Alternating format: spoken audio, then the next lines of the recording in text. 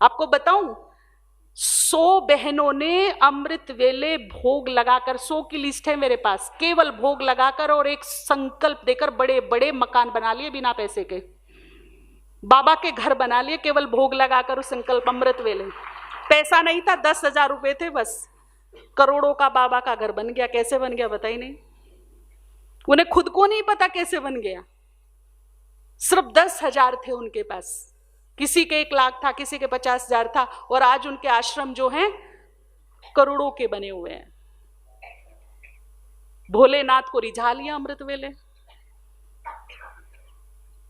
तो ऐसे ही हम भी, मान लीजिए मुझे विजय चाहिए, मेरे हर काम में मुझे विजय बहुत लेट मिलती है, सफलता नहीं मिल रही है, तो फिर आप विजुअलाइज कीजिए कि बाबा ने मुझे विजयी भव का तिलक दिया। विजुअलाइज कीजिए, खुद सर्वोच्च सत्ता मेरे मस्तक पर मुझे विजयी भव का वरदान दे रही है, तिलक लगा रही है। अब ये तिलक अमिट है, ये मिट नहीं सकता। ये भगवान की स्टैंप है आत्मा पर, जहां जहां जन्मेगी विजय के साथ जन्मेगी, और ये विजय चारों युग मेरे साथ चलेगी, क्योंकि मैंने ये क्या ले ली है, यहां पर वरदान ले ली है। अब क्या करना है, 3 मंथ तक 108 बार, आप इसे 10-10 में भी कर सकते हैं, 5-5 में भी कर सकते हैं, एक साथ बैठ के भी कर सकते हैं, जैसे ही आपको वक्त मिले, घंटे घंटे भी कर सकते हैं, या 15 मिनट निकाल के एक बार भी कर सकते हैं।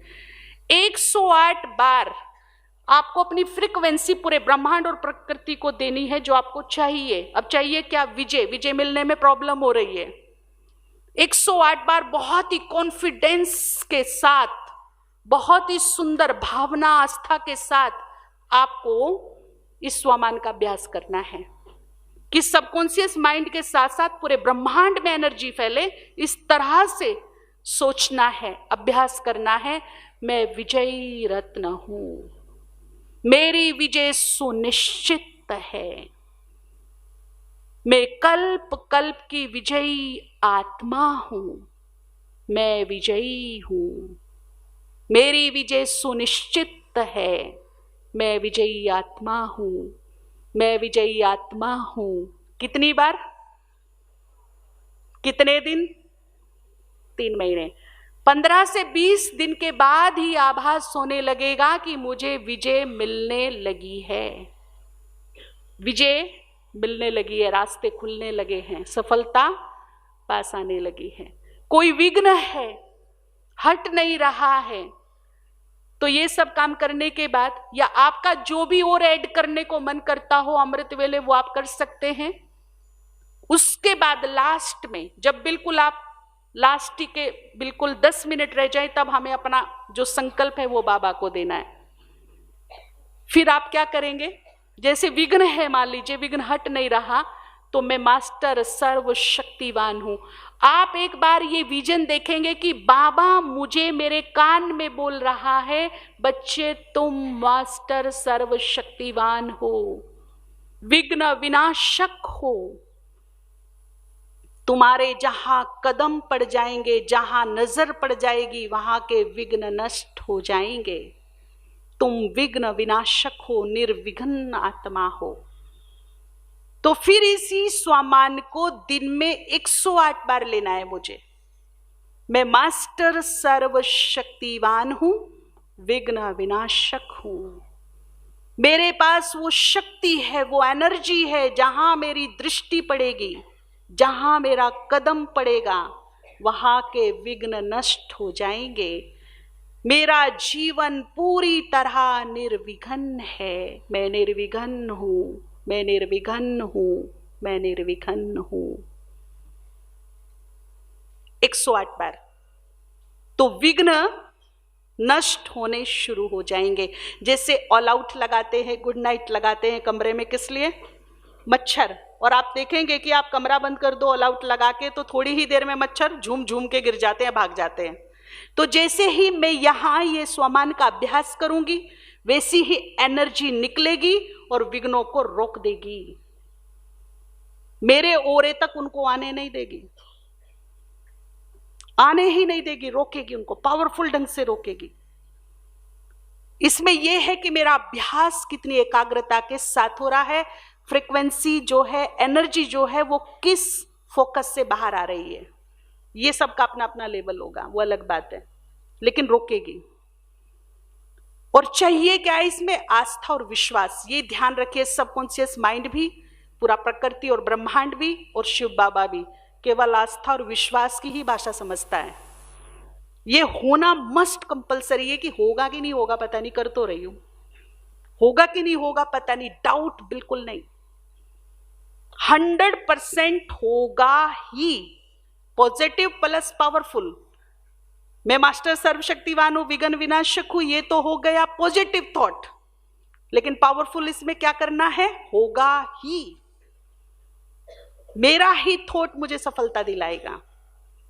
तो इस प्रकार से हम जो मुझे चाहिए वो मैं ले सकती हूं। मान लीजिए कोई आत्मा पर बोझ है, ऐसा लग रहा है कि कुछ ज्यादा ही हिसाब किताब है आत्मा में, कांटे नहीं कट रहे, एक के बाद एक के बाद हिसाब किताब आ रहे हैं, तो परम सदगुरु के सामने बैठकर सच्चे हृदय से इस जन्म में जो भूल चूक हुई है, पूर्व जन्मों में भी जो जाने अनजाने में भूल चूक हुई है, क्षमा याचना कर लेना। कब? अमृत वेले। बाबा ने कहा कि वैसे अगर सुनाएंगे तो आधी तो माफ हो ही जाएगी, लेकिन अगर पूरी क्षमा चाहिए तो कब सुनाइए? क्योंकि वो देने के लिए बैठा, उस टाइम पर सिर्फ देने के लिए बैठा और वचनबद्ध है।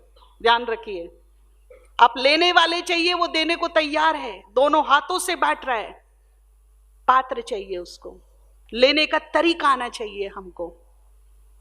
लेकिन एक पावरफुल संकल्प ये भी करेंगे, क्षमा तो मिल जाएगी, आगे से अपनी कॉन्शियस में हम ये भूल दोबारा नहीं करेंगे।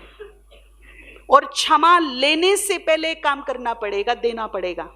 जिन्होंने भी मुझे कष्ट दिया, तकलीफ दी, परेशानी दी, मेरा दिल दुखाया, रुलाया, पर कुछ भी किसी भी प्रकार का कष्ट दिया, तो सबसे पहले क्या करेंगे? उन सभी आत्माओं को क्षमादान अपनी ओर से दे देंगे, उन्हें अपनी ओर से हर कर्म बंधन से मुक्त कर देंगे, बड़े सुंदर और पावरफुल संकल्प के साथ। तो एक कहावत है कि रात को तुम दूसरों की गलतियां माफ करोगे तो सुबह तुम्हारे भगवान भी गुनाह माफ कर देगा। जो दोगे वही मिलेगा। तो पहले आत्माओं की गलतियों को, चाहे वो इस जन्म की हो या पूर्व जन्म की, हम माफी देंगे, क्षमा देंगे, चित्त को शांत करेंगे, दुआएं देंगे उनको, और फिर बाबा से लेंगे तो बहुत इजीली मिल जाएगी, क्योंकि लेन देन हो जाएगा ना। फिर इधर दिया इधर मिल गया, हो सकता है। और क्षमा देना मतलब क्या है?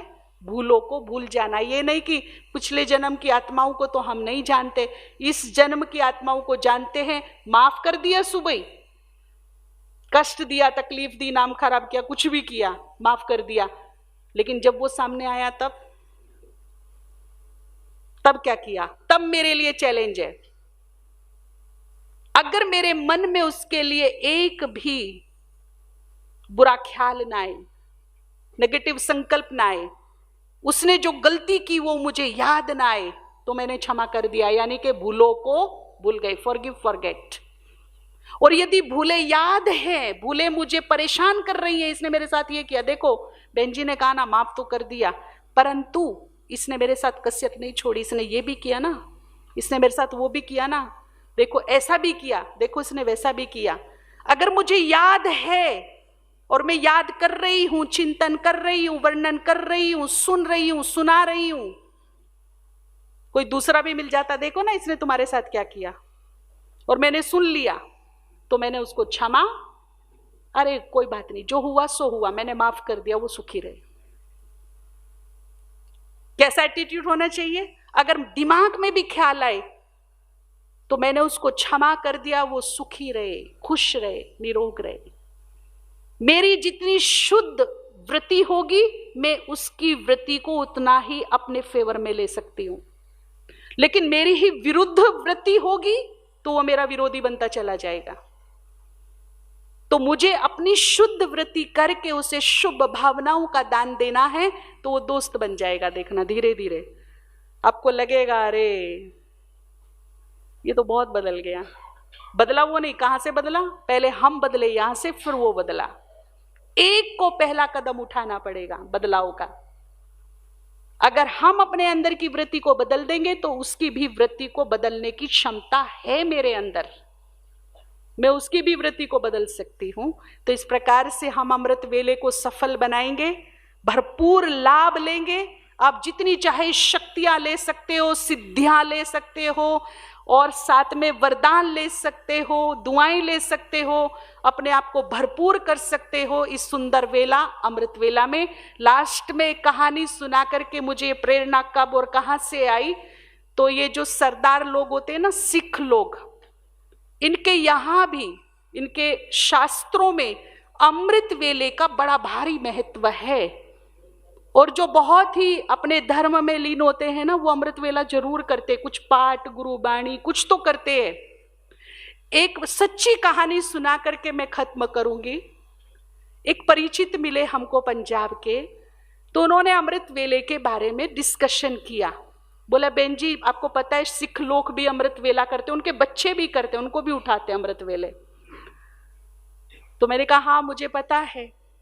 तो बोला एक सच्चा अनुभव मैं आपको सुनाता हूं। एक सरदार जी थे जिनका बहुत अच्छा बिजनेस चलता था। अचानक बिजनेस में बहुत बड़ा नुकसान हो गया और वो रोड पर आ गए। हालात ऐसे हो गए कुछ समय में कि उन्हें अपना घर वर सब बेचना पड़ा। एक छोटे से घर में रहने लगे जो बहुत प्रसिद्ध बिजनेसमैन थे कभी के। लेकिन धीरे धीरे हालात इतने बिगड़ गए कि अब खाने को अन्न भी नहीं था उनके पास। बहुत तकलीफ से गुजर रहा था उनका परिवार। किसी ने राय दी कि कोई सिख गुरु हैं उनसे जाकर मिलो, उनसे राय लो, वो कोई रास्ता बताएंगे। तो सरदार जी उन गुरु जी के पास गए। उन्होंने जाते ही पूछा भैया अमृत वेले करते हो क्या? तो उसने कहा नहीं। तो बोला कि पाप का प्रभाव बहुत ज्यादा आया है, उसको काटने के लिए इमीडिएट पुण्य की आवश्यकता है।